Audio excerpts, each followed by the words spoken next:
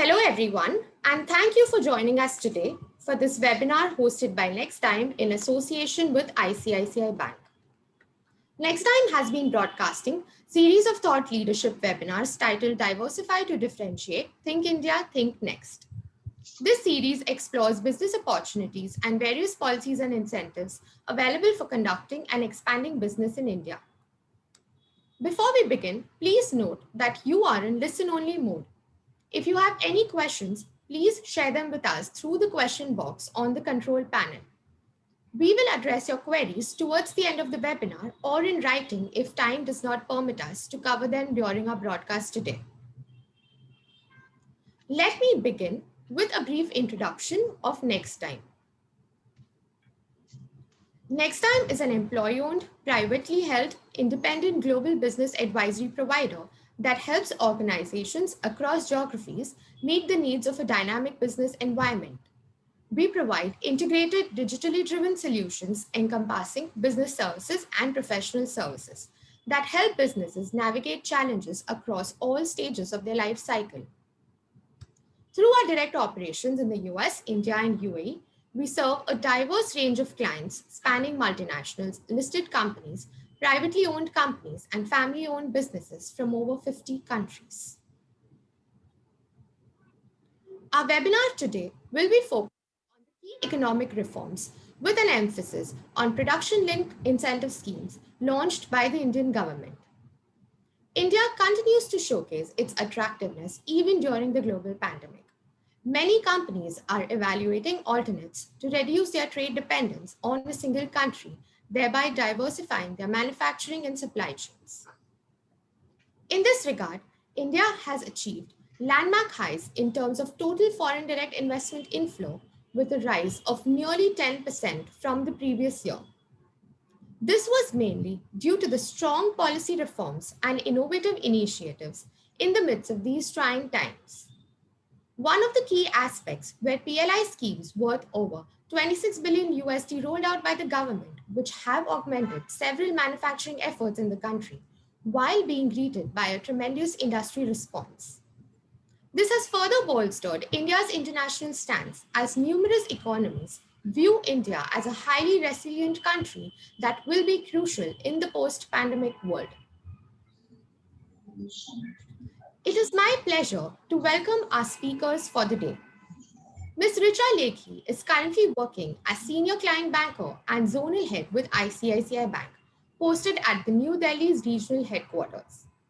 She is part of the leadership team of ICICI Bank and entrusted with the responsibility of developing the coverage of subsidiaries of global corporates in India.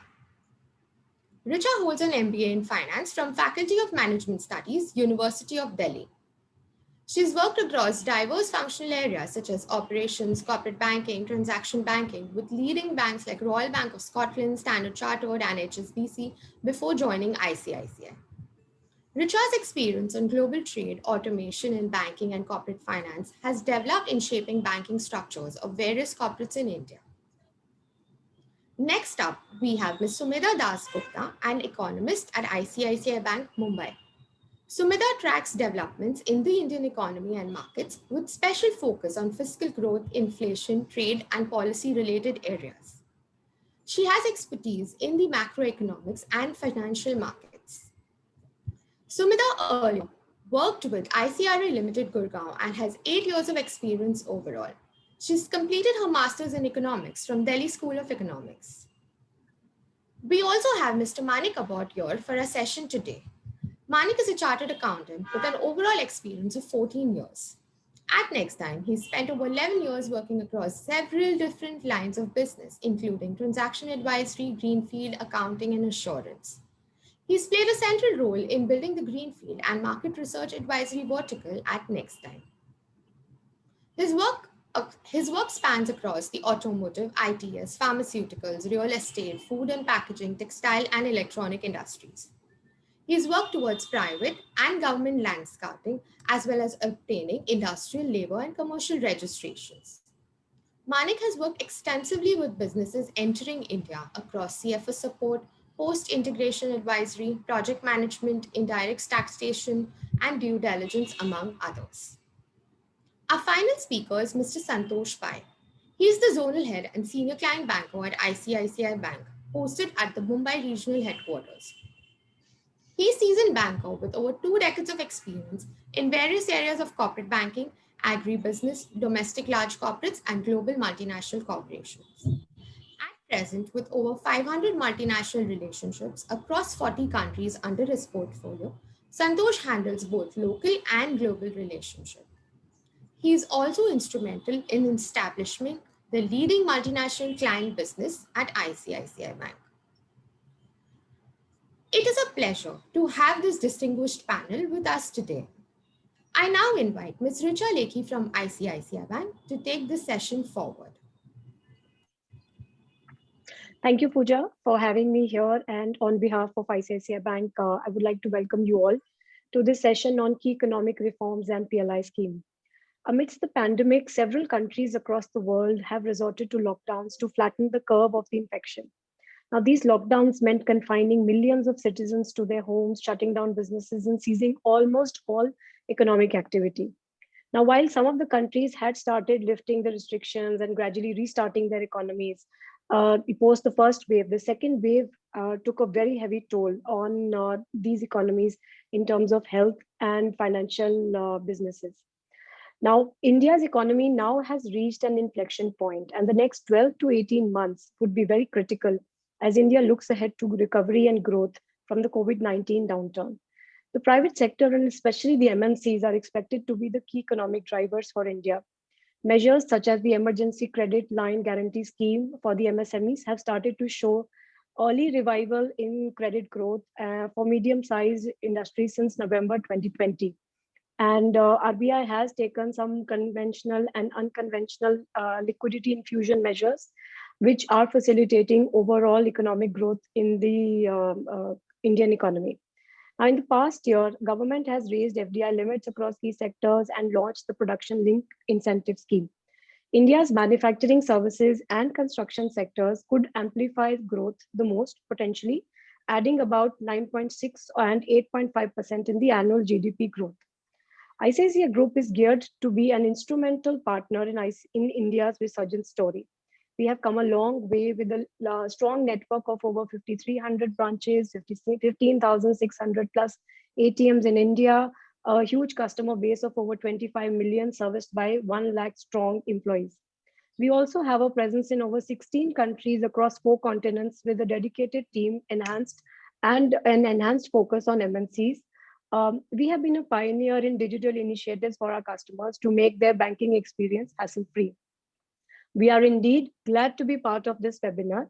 The ebbing of the second wave is the brightest positive news in a long time, and this session will brief us on the impact on economies and investments, market recovery, regulatory response, PLI schemes, focus sectors, etc. We hope that all of you will find the session meaningful, and we look forward to addressing any queries towards the later part of the session. I would now like to invite Ms. Sumedha Dasgupta, economist at ICICI Bank, to take the session forward. Thank you.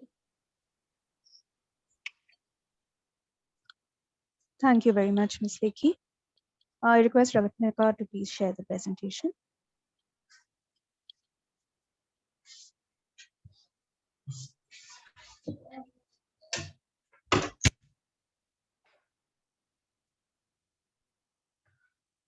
Thank you very much, Ratnika. So we're, as Ms. Lekhi said, at a very interesting inflection point for India, given that the second wave is ebbing and we do know that cases are swiftly coming down. Having said that, before we get into India, let's just take a look at what is happening around the world right now, because the global context is also very important for the way India is panning out. So as you can see on your slide, that we feel that a synchronous global growth is giving way to a two-speed recovery. What do we mean by that? So we have very close estimates as compared to what the IMF feels for GDP growth for this year, which implies that we are at around the 6.2%, whereas the IMF is at a 6%. So definitely a much better picture on the growth front is emerging as compared to what we had seen in 2020. The reason, of course, is the tremendous amount of fiscal stimulus that has been pumped in, especially by developed economies, including the US, to some extent, the Eurozone.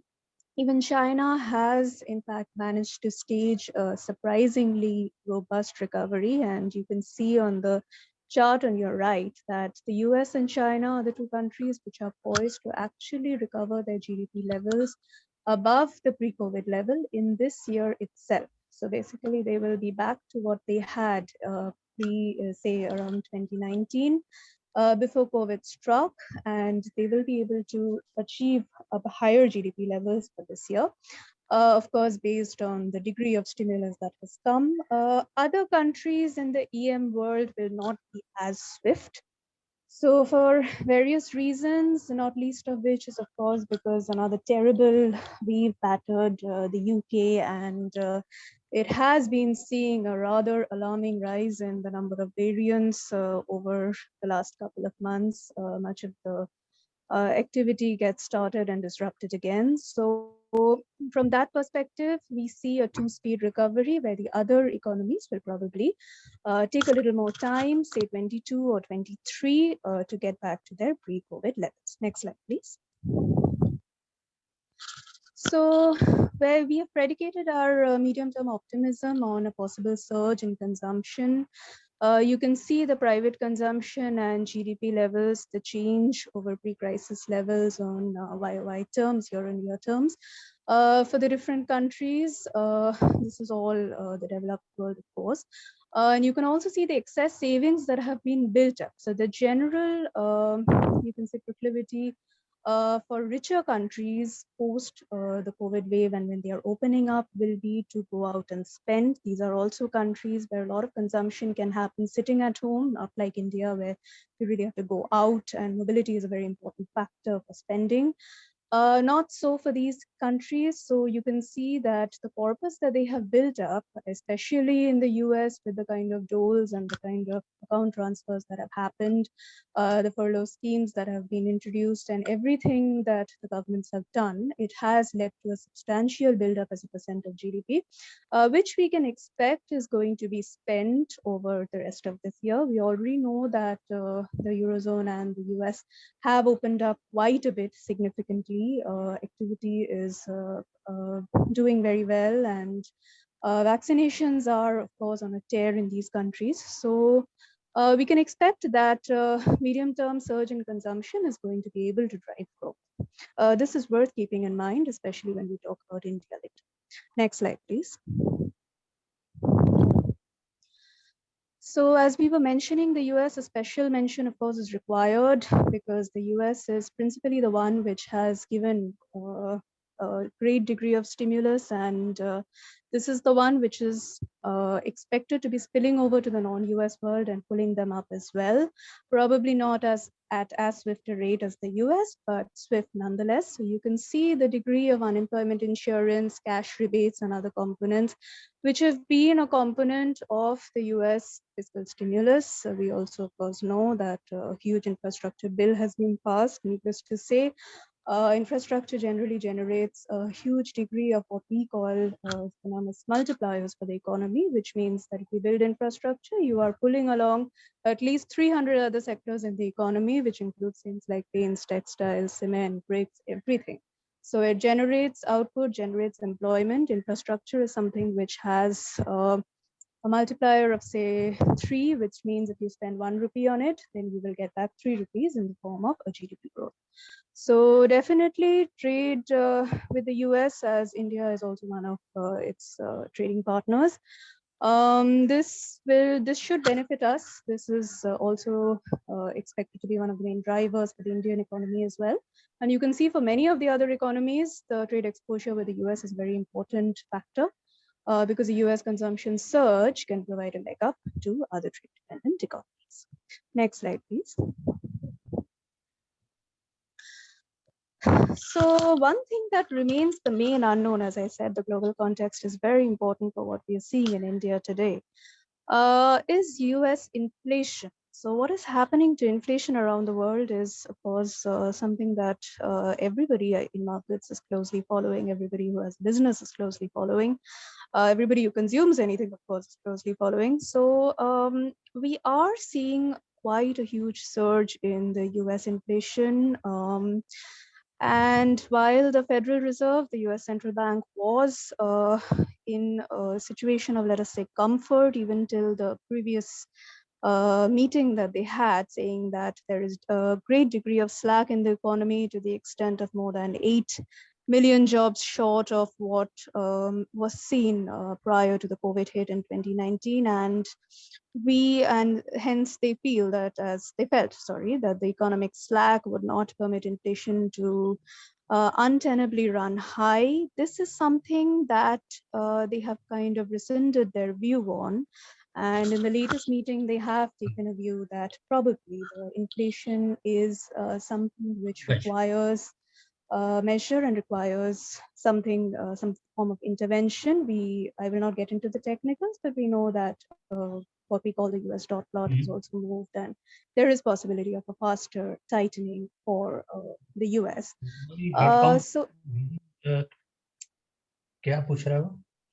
So this remains the main unknown for the world at large.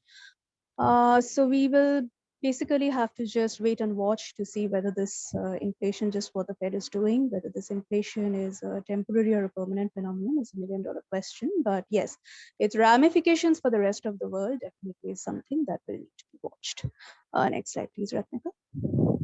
Now we come to India. So bearing in mind the global context, what is really happening in India? So the second wave, as I said, is currently on a downtrend. The infection rate has come down noticeably. The vaccination rates are going up. And if you can see the daily case chart, this is India is the blue one, the one which has surged in April, May, and then come down.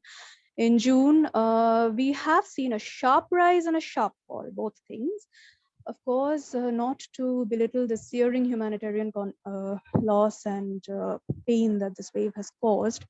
But the subsiding of wave is also seeing the economic activity opening up across the country, which is something that everybody has been waiting for, everybody has been looking forward to. This is probably the time that we are going to be able to open up slowly and gradually, but definitely nonetheless.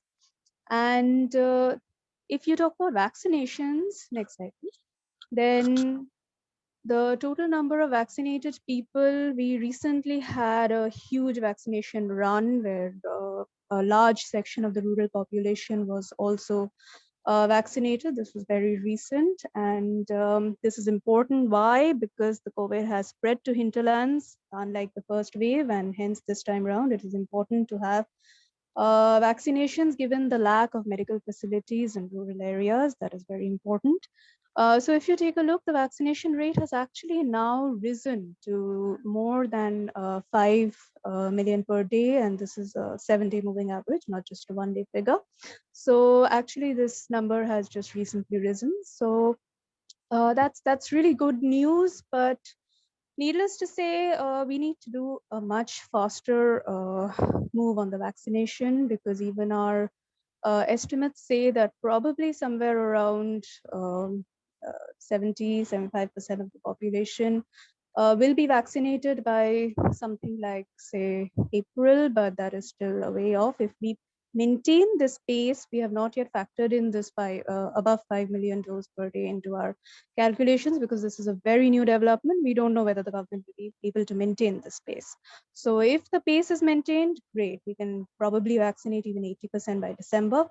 But if we cannot maintain the pace, which is what we had seen when the pace went up in March, came down terribly in April, in that case, of course, the situation is different, and that is where our estimates come in, that by April, probably it's 75%, bullish case, probably January, February of the same number being achieved. So it's from the context of across countries, you can see that around 18% we have managed to vaccinate. So it's like around whatever 18 to 20%, whereas in the same time, if you follow the yellow line, you can see the others, but of course, such a comparison without taking other caveats in mind is superfluous. You also have to keep in mind the population of India. So yes, so we are progressing, but much more needs to be done. Next slide, please.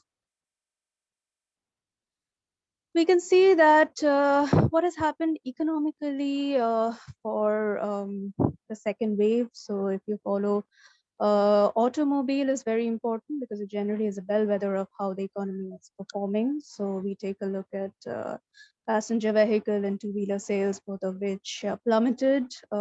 This is more of a, let's say, a consumption indicator because these are sales. So it's not really industry or production, but it's basically how many people are actually buying an automobile. So this has a lot to do with the fact that mobility was, of course, crimped. And as a result, there was much less footfall at dealerships, etc. So which would have definitely weighed on these numbers. You can also look at GST collections. This is also very important, both from the government's income point of view, as well as from how much activity is happening on freight transport, etc. And activity points of views, both for goods and services sectors. So it did fall. This is May number, so collections for April, basically. April numbers, collections for March, that way. So this is the number which has not yet fallen below the 1 trillion mark. The 1 trillion mark is generally what we consider as healthy GST collections happening.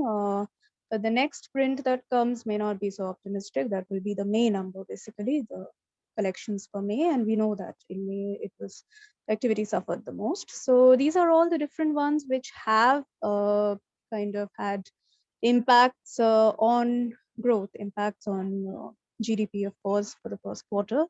Of course, we expect it to be for the first quarter. We have brought down our estimate. If we want to do it, would be somewhere around 18% in YOY terms, so which means April to June of 2021 will see 18% more growth as compared to April to June of 2020. But of course, this is nothing near the kind of disruption or the kind of contraction we had seen in April to June of last year. So a lack of a nationwide lockdown really spared things. Next slide, please. These are a couple of other indicators. Again, PMI for manufacturing and services are sentiment indicators that are collected from purchasing managers of the different industries. 50 is the differentiating line, above 50 is growth, below 50 is contraction. So you can see that the contraction is nowhere near what we had seen for April, May of last year. And similar situations for things like rail traffic. 8 core industries are our 8 core infrastructure industries. And this has also shown a fall, again, nowhere near what we had seen last year. Why are these important? These are more of, say, industry-based indicators other than the PMI services. The rest are industry-based indicators. And as I was mentioning, the previous ones were consumption-based indicators. So actually, the resilience of industry to the second wave has been much better than the kind of disruption we had seen for the first wave, which is excellent from the perspective of how growth will do or how growth will pick up, because we already have consumption and services in a problem zone. So the next slide, please. As this is an inflection point, so you can see the inflection impact. This is our own index that we create every week from data which is available every week. So a couple of indicators on the labor market, such as unemployment rate, labor force participation. We take e-way bills, we track railway freight, we track peak power demand. So a gamut of all indicators taken together, we create an index. And this index had plummeted to as much as 66.3. This was as on early May. And you can see that it has now picked up and is inching closer and closer to the 100 levels. So 100 basically indicates the degree of activity that was seen in Jan to Feb of 2019. That's before COVID had hit. So pre-COVID, what we call as pre-COVID levels. And sorry, I mean 2020, Jan to Feb. And so this number is moving up definitely. And you can also see one more thing, that the 66.3 is again much better than the 41.9 that we had seen when the UFI, which we call ultra frequency index, had dipped. That was the lockdown of last year. So again, another point in the favor of economic activity this year. The weekly mobility index is one of the things which we track in this. And this has also significantly moved up. So these are Apple, Google mobility indicators, which I'm sure many people look at nowadays. So definitely this is an inflection point. A few indicators keep turning truculent in some weeks. Some will not do well, like an unemployment rate or peak power demand. But these are largely, in this context, a teething issue as industries are kind of slowly opening up. There's still uncertainty, there's still labor shortage, there's still no clarity from the government side when you can operate, when you can't, these kind of things. So generally, they can be attributed to teething issues. We can safely say that the worst of the second wave is definitely behind us, and we are on an inflection and recovery.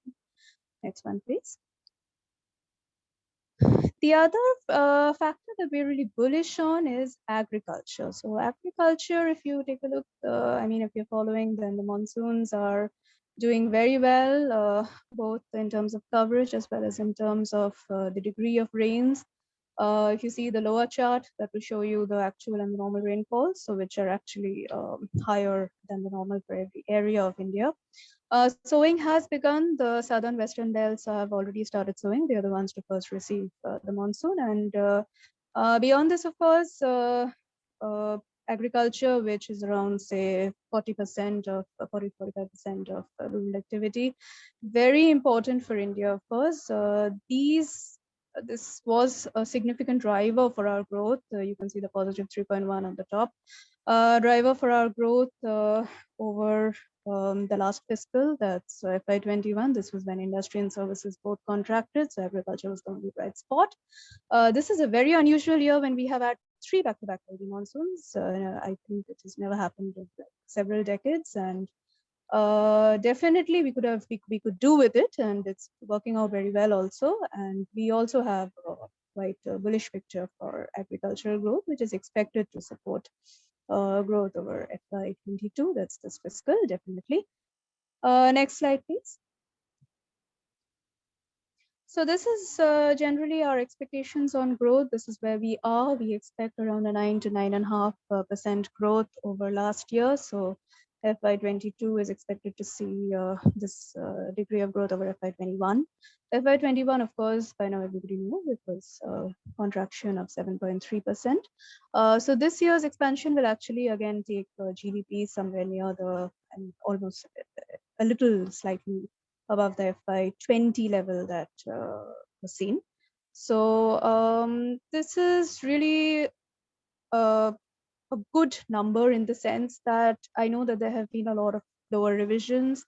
But if you take a look at the degree of disruption that has happened to industry, then possibly we could see an upside in the industrial recovery coming about, because the degree of disruption was much less than last year. So even if we manage to come back to somewhere near the FY20 levels, as I showed you on the global chart, that most of the EM economies are also struggling to get back to what concomitantly for them would be the 2019 level.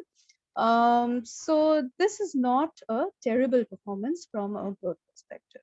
And growth recovery for the second half, of course, we do expect second half, from the October to March months, the demand recovery will have the same yet less pronounced pattern that we had seen in last year, 2020, that is a collapse and a recovery. However, this recovery, if you are looking for it over July to September, may probably disappoint, because an immediate recovery is kind of not looked for, because in the second wave, because of the degree of, say, things like humanitarian loss, medical costs, uncertainty on the third wave, these things have risen, and of course a terrible disruption to income streams because of not being able to work or being laid off or these kind of things. This basically implies that an immediate proclivity to consume may not be there, especially consumption of big ticket items may not be there. So we should be looking for a gradual recovery over the July to September quarter. And post that, possibly in the festive quarter, which is for us October to December, and the final quarter of the year, we will be able to see something of demand really coming back palpably. So which is why we frame our term as cautiously optimistic on demand. We are definitely optimistic, but we still bear caution and would like to see how things pan out of the July to September quarter. But if the pace of vaccinations remain the way they are, then I see no reason why growth should not actually come back meaningfully. In fact, we could even see an upside to this if the pace of vaccination is maintained at more than 5 million doses per day, which is what is happening right now. So that is a big, basically onus on the government to maintain that. We feel that probably a meaningful return of demand will happen, and that is a shift in demand basically to the second half, which nonetheless anyway will bring up the GDP for the second half, and as a result, result in this kind of a number for FY22. Next slide, please. Just a little coverage on inflation, which we did for global factors also. We know that both retail and wholesale inflation numbers have been running away. That is the best way to describe them. Not too much should be read into the CPI number, which is the latest one. That is the 6.3% number. A lot of it would have been sampling issues. A lot of it would have been a lot of supply side disruptions. Some of it would have been extreme pass on of higher costs on a small volume. So basically increasing the index for that number, distorting the index rather for that number. So not much should be read into the 6.3 as an alarmist view. But yes, the next print also is probably likely to be high, and but the prints after that we do expect will come down. We have an expectation of the consumer price inflation averaging somewhere around between 5.5 to 5.8% for this year, and which is of course higher than what we had earlier thought. But nonetheless, this is what is there. In the next slide, please. A couple of factors that are affecting is, of course, the trajectory of global food prices, which have risen. They have really shot up. Of course, not to say on fuel, that is the other one. Precious metals, all kinds of metals, minerals, etc. All prices basically rising, commodity prices rising means that as demand comes back, we also have to be watchful of how strongly producers can push across these higher input costs, which is for them input costs, and how much of that will generally be passed on to consumers. So in a good year, usually it's around 60%, but there's nothing to say on what is likely to happen in this year, because it is a very tenuous demand recovery that needs to be kept in mind. So it's very difficult to make up a thought on inflation when you have no idea of how much or what kind of demand is going to return, especially over the next 2-3 months. But yes, inflation is something that will need to be kept an eye on. Next slide, please. So who is keeping an eye on this? Of course, it is the RBI, the Monetary Policy Committee. We don't feel that the committee is going to kind of, throw over its intention to support growth and just pick up on this one inflation print and say, okay, we're going to, hike rates, or we're going to do something to take care of the inflation problem. No, the growth problem is still very much more deeply entrenched in the economy, given the degree of distress that the second wave has brought about. So we feel that the Monetary Policy Committee will still continue to focus on supporting growth just the way that it has done over the past couple of sessions, over the past couple of meetings, saying that it's very important to have a durable growth recovery before we can actually, think about looking at inflation. So while inflation was earlier on the back burner for them, yes, being on the back burner is probably going to be not something that they will do right now, but we feel that this is going to be, that the RBI is going to take a look at. So yes, definitely penchant towards keeping growth supported is going to be the RBI's focus. Even now, unless inflation really keeps running away, one print is not enough to change things. The next one, please. So a quick look at the government's fiscal. So the government's we do expect a slippage for this year. So if you see as a percent of GDP, then the budgeted fiscal deficit of 6.8 is likely to slip to around 7.2. Much of the government's expenditure is, of course, happening on healthcare facilities, distribution of food, necessary goods for COVID people, and also, of course, the COVID vaccine procurement and distribution. These are all going to be big budget items for the government this year. The fact some cushioning in the form of RBI dividend is okay, but there is also likely to be a shortfall on all its other receipt items largely. So whether it is taxes, whether it is disinvestment, these are all likely to disappoint. So overall, yes, the government's fiscal does look stressed, but we don't feel this is a reason for any kind of panic on a rating front. The rating agencies don't just look at your fiscal deficit number, they also look at how that is coming and whether you are actually supporting growth, whether you are carrying out reforms. So in that context, we don't think that the rise in the fiscal is going to actually impact any kind of rating condition. The next one, please. External sector, of course, very important driver of growth, just like agriculture this year. So exports is, you can see from the first chart, has performed really, really well. So March usually is a good month where it does perform well, but we were surprised to see that even April and May saw significant positive performances for exports, where export numbers actually went above $30 billion. That's usually not what happens. These are a couple of the sectors which have been doing well. To specify, engineering goods, agri and allied, cotton, textiles, these are all things in which India holds comparative advantage. So these exports doing well is excellent. We feel that this export momentum, or this basically impetus drive from exports, is something that is going to remain for the rest of this year. As I said, that trade dependence on the US is there, and the growth in the US definitely will have positive spillovers for growth in India. The growth in China is also another important factor.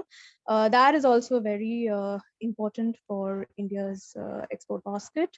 And with both of them doing well, and possibly with other advanced economies also doing better than they were, the export impetus looks likely to stay this year. This is important because 48% of our exports come from MSMEs. So this everybody has been reading and knowing on the MSME distress that has generally happened with both the first wave and the second wave. So if exporters are doing well, and the government is also initiating a couple of measures for their benefit, then this is definitely a great upside boost to GDP.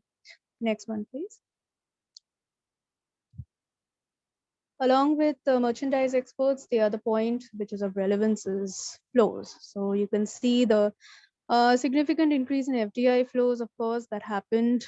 India remains a very attractive FDI destination. Huge degrees of gross FDI amounting to around $90 billion. So we also have net FDIs, which are also, this is net of India's FDI, so basically ODI. So these numbers are also very robust. Just make a comment, even ODI in fact has been very good in the months of January to March. So there have been several reports, of course, mentioning, and as Ms. Lekhi also mentioned, a lot of FDI liberalization. The government has been very proactive in taking care of FDI issues, and of course, the ease of doing business rankings. This is something that I mean, if you go to open business today, is something that is a remarkable difference from what you would have found, say, 6-7 years ago. There has been a lot of impetus on their part, not saying that that is the end. Of course, the government continues to be very proactive on this front. And FPI flows also last year, of course, were again on a tear, especially because of a very ebulliently performing equity market, which kind of had no connection with on the ground with what was happening in the real economy. But anyway, sufficient flush of global liquidity finding their way to equity markets, usually something that happens. So it happened this time also. For this year, of course, April, May months were challenged, yes, because of the second wave rise in India and the kind of stories that were coming out of India. But yes, the month of June has seen again a lot of equity interest. We need to see how this pans out for the rest of the year, because yes, the Fed becoming more hawkish, and like global yields rising, these kind of things could mean that interest in EMs in the EM basket in general or as a whole comes down. But within the EM basket, India still provides one of the highest growths, one of the highest degrees of improvement over what was seen last year. So definitely it still remains a good destination to look at. So we'll have to see whether RFPI is also agree with that. The next slide, please. This is our balance of payments projection. So this basically encompasses what I have been talking about on the merchandise as well as sorry, one second.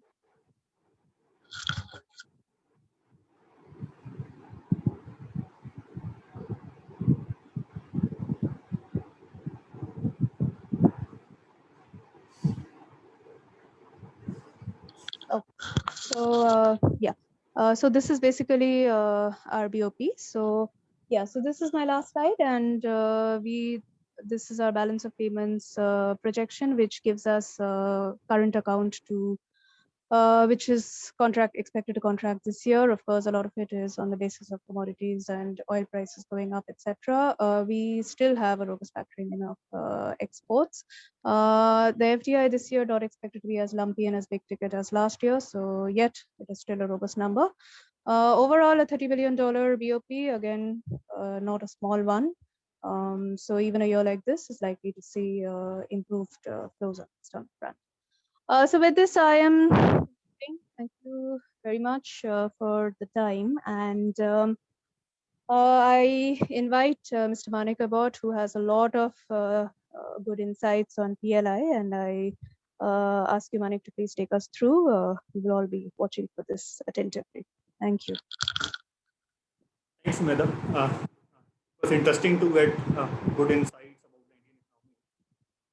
And I agree that amongst the current pandemic, India has actually shown a good zeal to bounce back.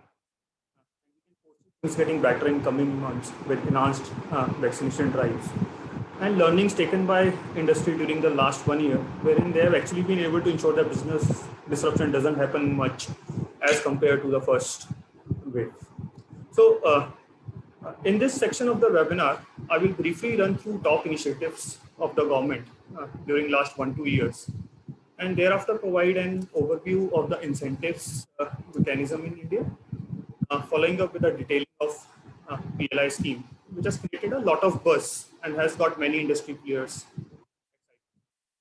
So, as you can see on the top half of the slide, initiatives of the government launched with a view to upgrade India's business environment. This initiative also encompasses the government's pandemic response and have highlighted India's strength as a global power to fight. To start with, Atmanirbhar Bharat, that is self-reliant India, is one of the flagship initiatives of the government. The idea behind this thought is to make India self-reliant.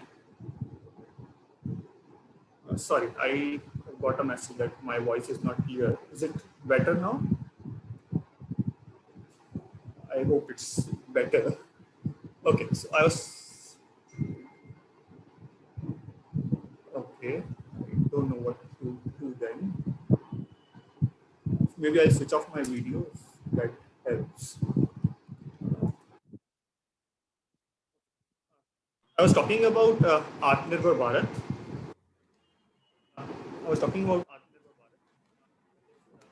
In India, which is one of the flagship initiatives of the government. The idea behind this thought is to make India self-reliant by inviting any and all. Bharat was not meant to promote isolation by erecting trade barriers. Rather, it seeks to make India economy robust in the long run by scaling up manufacturing, accelerating infrastructure development, attracting investments, and promoting a consumption-led growth. The initiative is directly driven by PMO and has been the key enabler for several businesses. It also helped India create a blueprint to fight the pandemic. The next one is Development Financial Institution, or DFI as we generally call it. It is a brainchild of Finance Ministry the institution is set up to facilitate flow of long-term funds for infrastructure projects. Government aim is to enhance spending in infrastructure space, which is one of the key sectors, and said institution shall surely help in achieving the said goal and contribute to build requisite business ecosystem in the country. Mega pollution charter, in terms of quick approvals and clearances, government is, just give me a second.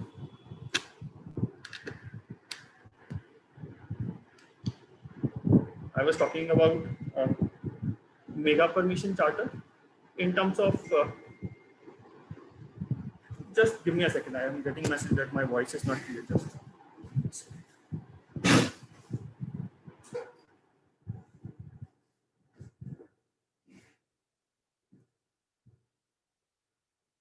I hope it's better now. I was talking about the third initiative, which is a mega permission charter. In terms of quick approvals and clearances, government is working on a charter to create a single window to obtain multiple state approvals.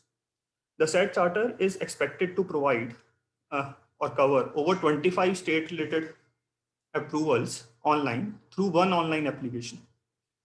This surely shall bring efficiencies in terms of new setups in India. Digital India initiative is again a flagship mission launched by the government that aims to bring digital inclusion for all citizens and stakeholders in the country.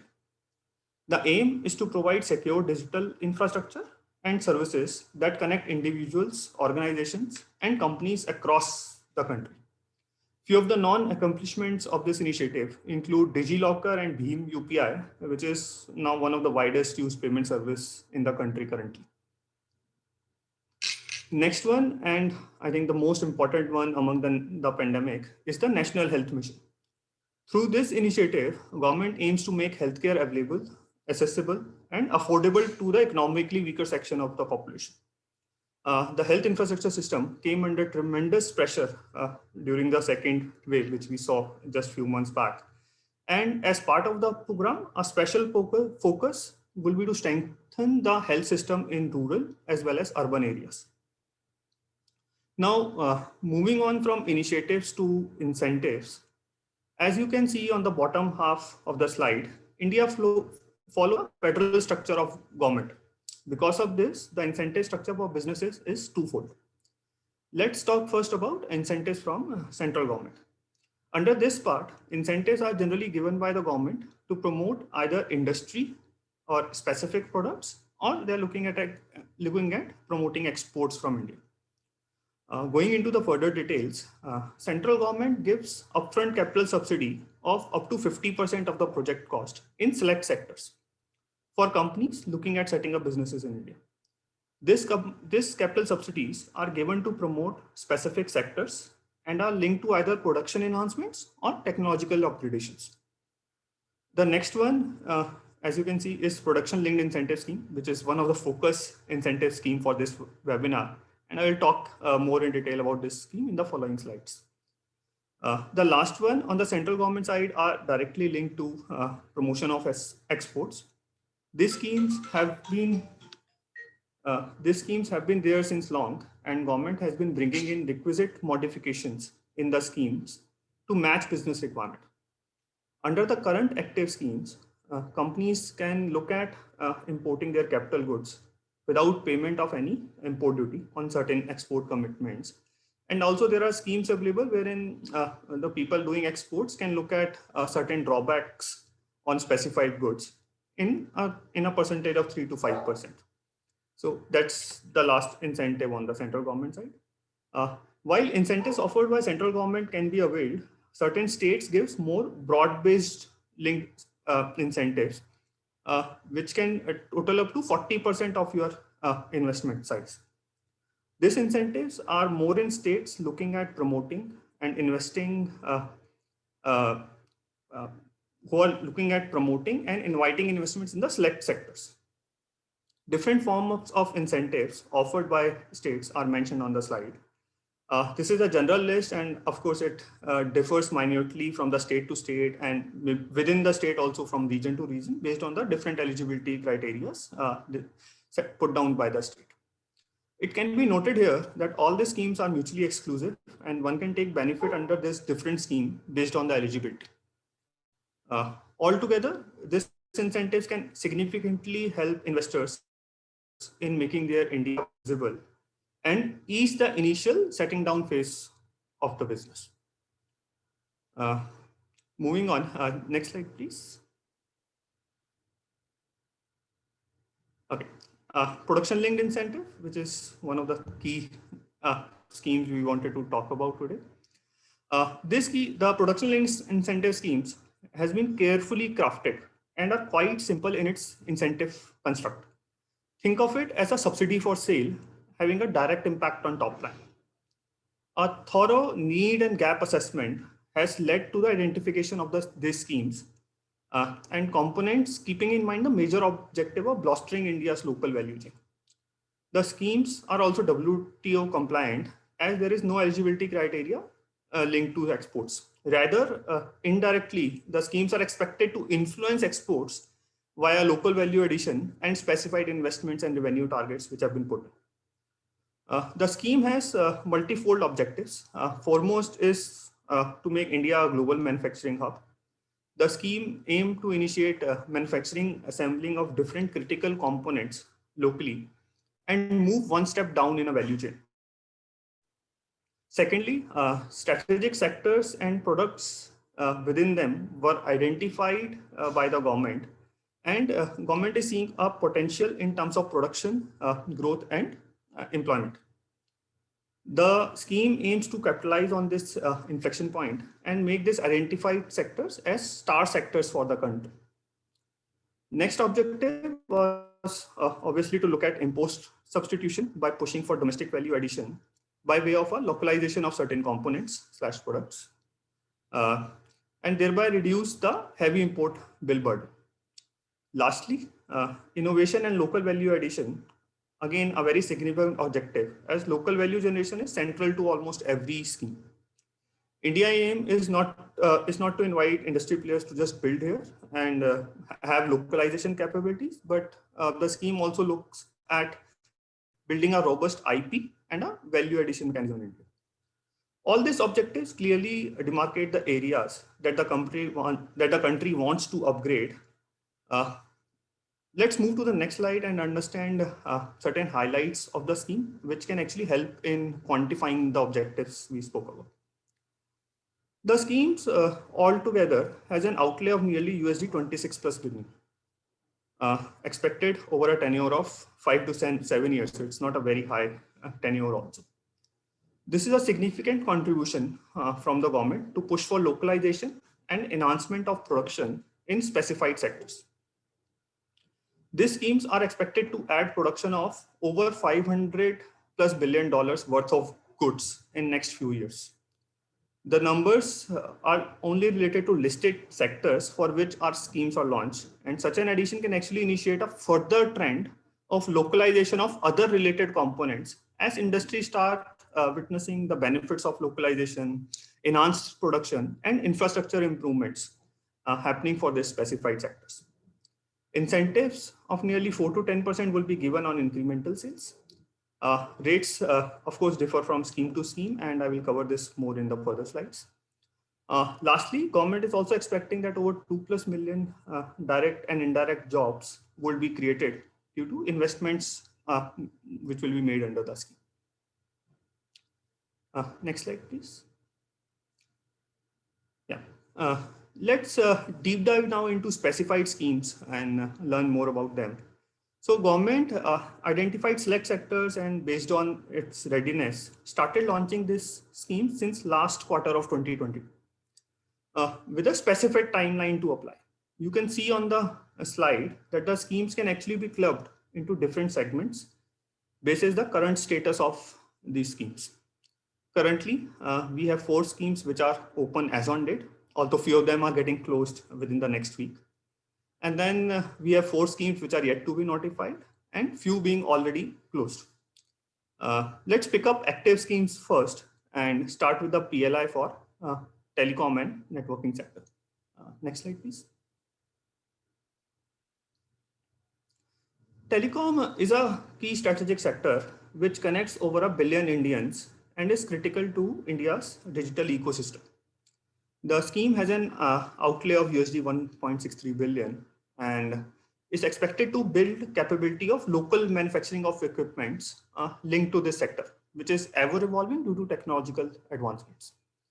As technology evolves and we move towards 5G, IoT, and fiber-driven era, there will be greater need to overhaul current infrastructure and replace same with the new one. Department of Telecommunication, which is the responsible ministry under which the scheme is launched, has listed a gambit of product segments under the scheme, thereby enabling participants in all levels of the value chain to participate and avail benefits.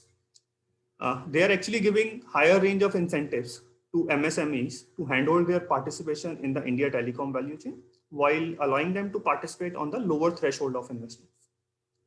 Scheme is expected to end in next 10 days and ministry has already got around 30 applications under the scheme with players like Foxconn, Nokia, HFCL showing keen interest in the scheme. So that's all on the PLI telecom. I think let's move to the next one. PLI for white goods. Here, I think Indian economy is gradually changing in demand as well as consumption pattern. Government assumes products such as air conditioners and LEDs will be of huge demand in future. And with that perspective, they came up with a specific scheme for this set products only within the white goods. The objective of the scheme is to attract actually large investments in white goods value chain and create a robust component manufacturing ecosystem. I repeat, component manufacturing ecosystem in India. With an outlay of 840 million US dollars, the scheme provides opportunity for local component manufacturing of LEDs and ACs, both of which are expected to grow 10 times and 5 times respectively in market size in next 5 years. Scheme is not available for companies who are looking at only assembly operations in India, but the selection under the scheme depends on commitments toward actual localization of components and sub-assemblies which are not manufactured in India currently.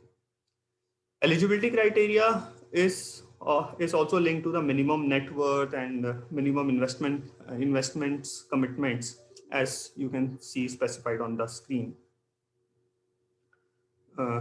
Last date of application is around 3 months away, and it is expected that several consumer electronics players will participate in the scheme with a view to be a part of a value chain of the lucrative Indian market. I think let's move to the third scheme. The third scheme is actually a production-linked scheme for pharmaceutical sector. India has actually emerged a global leader in the pharmaceutical manufacturing amongst the current pandemic. It is a known fact now that India is the largest global vaccine maker in the world and also caters to nearly 60% of all generic drugs globally. The current schemes is actually the third scheme for this sector, and that's why you see Pharmaceutical 3.0 on the top. The segments covered under these schemes are different from the first two schemes. So the government is slowly taking steps and going after specific products and enhancing the local capability. The government is taking a cautious attempt, as I mentioned, to enhance manufacturing capabilities across the industry and is coming up with different segments each time. Under the current scheme, the targeted segments are biopharma, orphan drugs, active pharma ingredients, and drug intermediaries and like.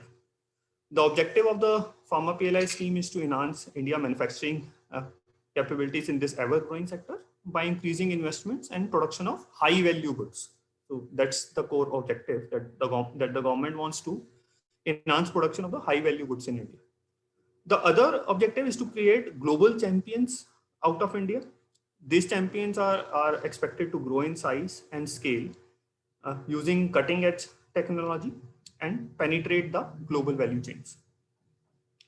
Applicants are broken in 3 categories as detailed on the screen. with turnover ranging from USD 66 million to 650 million. Financial outlay of USD 2 billion is also split across these three segments to ensure growth is seen across segments and not in only for the bigger players. Detailed eligibility criteria for participation is listed in the scheme, which links to the net worth of the participants, investment thresholds, and also R&D expenditure done by them in the previous years. So, of course, the government is not looking at only manufacturing; they want the development of this sectors also to happen in India. I think rest we can skip. Let's move to the next one.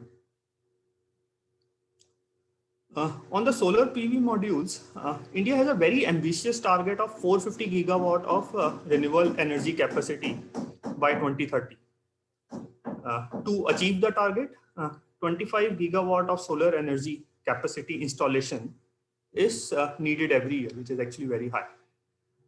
Currently, solar capacity addition presently depends primarily on import of solar PV cells. And thus, scheme aims to promote manufacturing of high PV cells in India and reduce import dependence in the renewable energy space. The scheme also aims to bring cutting-edge technology to India for manufacturing these high efficiency modules. And technologies resulting in better efficiency modules are only expected to be selected under this scheme. Preference will be given to manufacturers who propose to set up a fully integrated solar PV manufacturing plants. That is starting right from polysilicon to wafer to solar cell and modules. Higher preferences are also expected to be given to manufacturers who set up higher capacity plants with minimum requirement of setting up being 1 gigawatt capacity.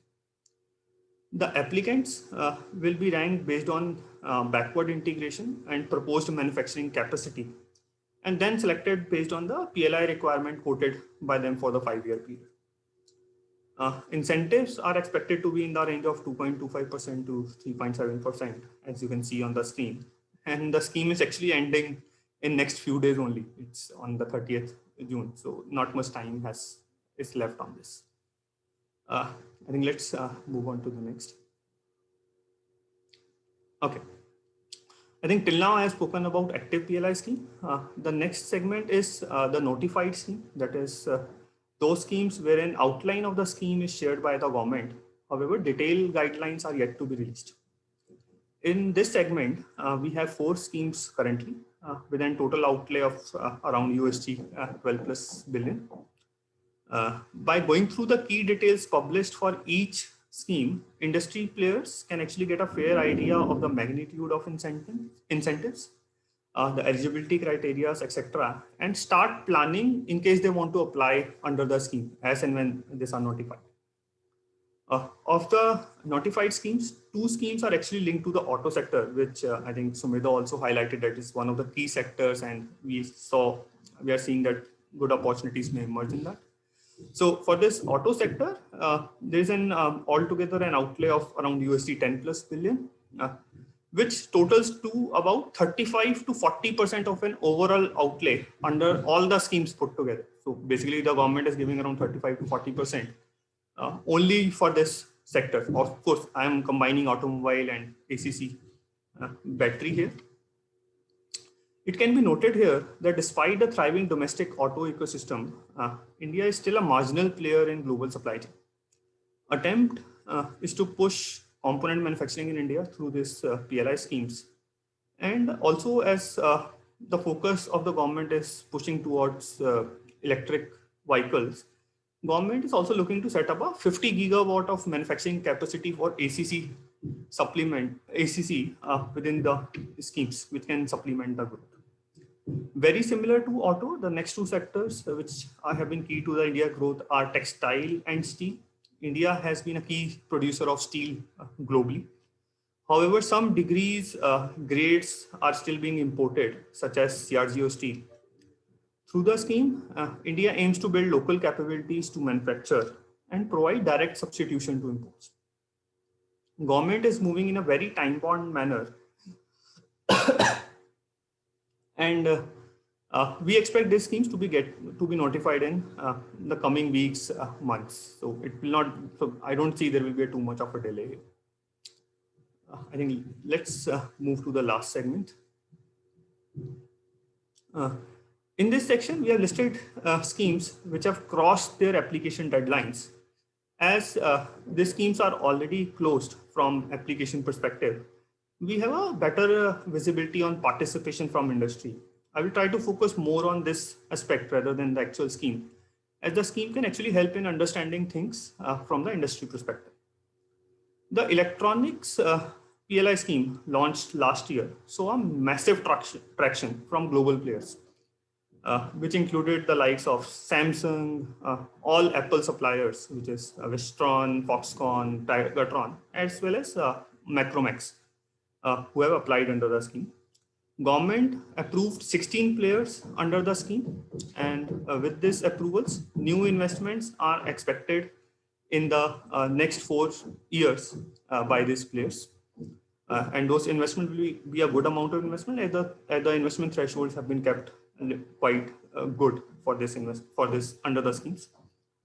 The scheme shall surely boost domestic manufacturing of electronic components and semiconductor packaging, and also attract newer players in value chain to set up locally to assist the global players in achieving their plans. So we not only expect investment from this global player, but we are also assuming that the different players in the value chain will also start investing in it.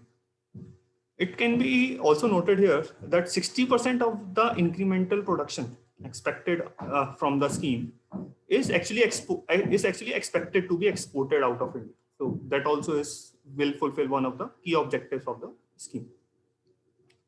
Moving on, for the pharmaceutical production linked incentive schemes, participation has been seen from players like Siemens, Wipro, and GE for medical device segment, and let's say Aurobindo Group, Karnataka Antibiotics, etc. for drug intermediaries group. Government has selected industry players under the scheme based on the localization and advancement of technology they are committing to do. So this is in line with the way I spoke for the pharmaceutical scheme, which is in operation, which is active right now. To get a perspective on how the government is actually looking at the localization, we can see that the government approved only 14 applicants out of 28 who applied for the medical device schemes, and only 47 applicants out of the 200 plus applicants were approved for the critical bulk drug category. So the government is actually being very choosy, and they are looking at making sure that they choose the right players who are actually enhancing the localization and doing things in it. I think let's move on to the next two PLI schemes which are left on the. We can cover them on the next slide. Omar. Yeah. So the next two slides, the next two PLI schemes are linked to food processing and IT hardware sector. Talking specifically about the IT hardware sector, the sector has great import reliance currently. Scheme specifically talks about localization of certain components, and they have actually listed the components under the scheme which needs to be localized. Through the scheme, we are assuming that domestic value addition will rise to 20% to 25% by the year 2025. Which is currently at only 5 to 10%. So we are seeing that a good amount of domestic value addition will happen in next 4-5 years. Also, 75% of the incremental production, which is done under the scheme, is expected to be exported from India. So actually, the scheme is expected to provide double benefit to India one is of course by way of localization, and the second is by way of enhancement of exports. Key giants like HP, Dell have already enlisted themselves under the scheme and are expected to drive the growth in this segment. FPS scheme was linked to 4 specific food segments, and objective under the scheme was actually to create a global food manufacturing champions here. Again, under this scheme, we saw good participation from key players with the likes of Parag Milk, Mother Dairy actually getting the approvals. Both these schemes are expected to receive some extensions in coming months. We don't know whether it will be for the same segment or very similar to the pharmaceutical sector. There could be extension in different product segments within those specified industries and sectors. But government is working on the plans, and we are hoping that something will come up more on this specified sectors. Overall, as you would have seen, PLI schemes provide a major springboard to the investment environment in India. With the global participation, rising liberalization, and boundaryless economies, the scheme provides a considerable opportunity to both domestic as well as international players to participate in this ever attractive India market. The government thrust and industry augmentation has resulted in several new areas of collaboration and has enabled newer businesses to thrive, especially where India can localize and go vocal for local. So I think this is what all I had to share on the PLI schemes. Umar, can you move to the next slide? Yeah. Very quickly about the Greenfield Support Service offerings. We assist clients during the entire journey of manufacturing setups. We start working with the client right from the ideation stage and help companies in getting the market information, which can actually help them to build their business plans for the setup.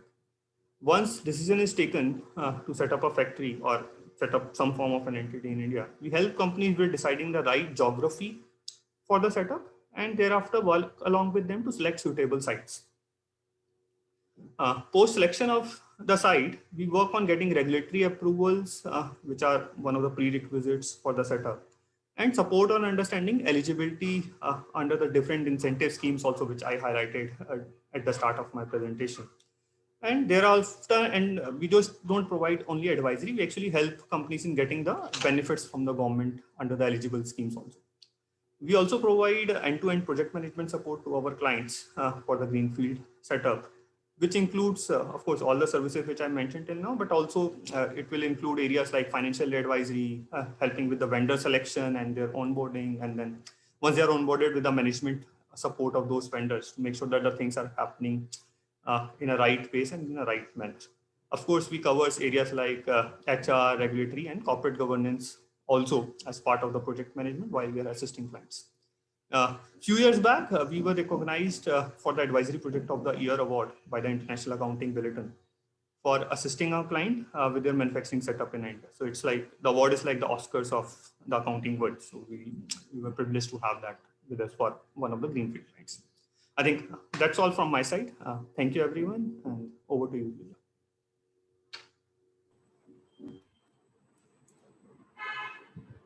Thank you, Manik.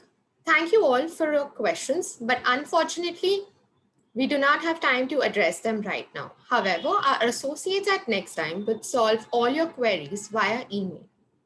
Before we close, I would like to invite Mr. Santosh Pai from ICICI Bank to deliver the closing remarks. Thank you, Pooja. Am I heard? Am I audible? Yes, you are audible. Yeah, thank you. Thanks, Sumedha. Thanks, Manik, for a very insightful presentation. I think the economic presentation was very encompassing, which gave an overall view of how the economy is currently doing. And Manik's presentation was quite specific with all the government programs and the government support schemes for the economy. Yes, it has been a challenging time with the pandemic around. The economic response has been muted.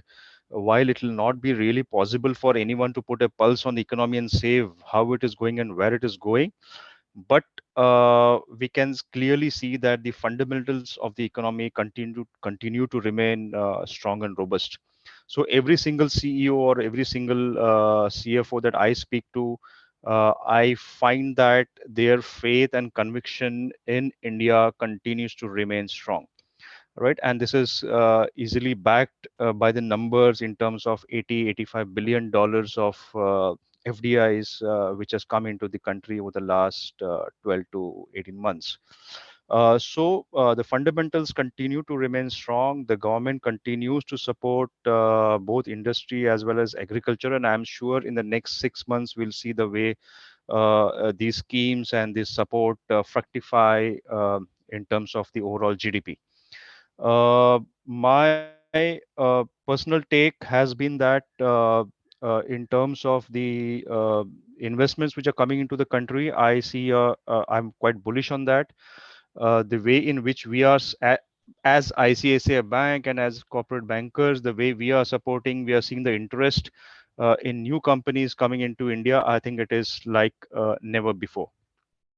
Yes, we have had this temporary blip and a temporary challenge on the pandemic. The response has been muted from the industry, but I think as a country, we have responded extremely well in terms of our vaccination programs. The way people have, being a 130 billion people country, I think the government has really done a great job in terms of the vaccination program for sure. We are seeing a great amount of, I mean, this pandemic has also thrown challenges on the banking and financial services side, wherein the corporate clients and individuals have taken to digitization and online technology with so much of ease. We are seeing a complete, a boom in terms of the usage on that aspect as well. So at ICICI, we continue to support our clients on digitization, on going online, supporting them for all their banking and finance requirements, and and we have a dedicated team to take care of that as well.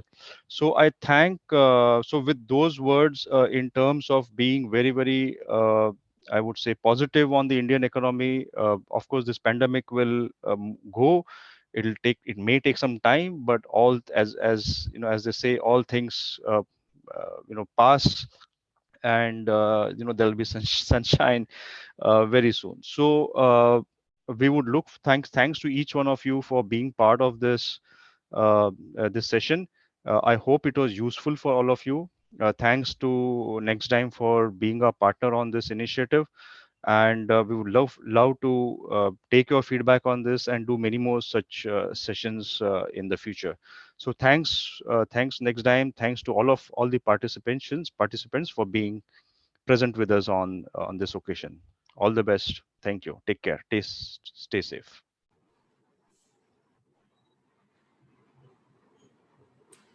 Thank you, everyone.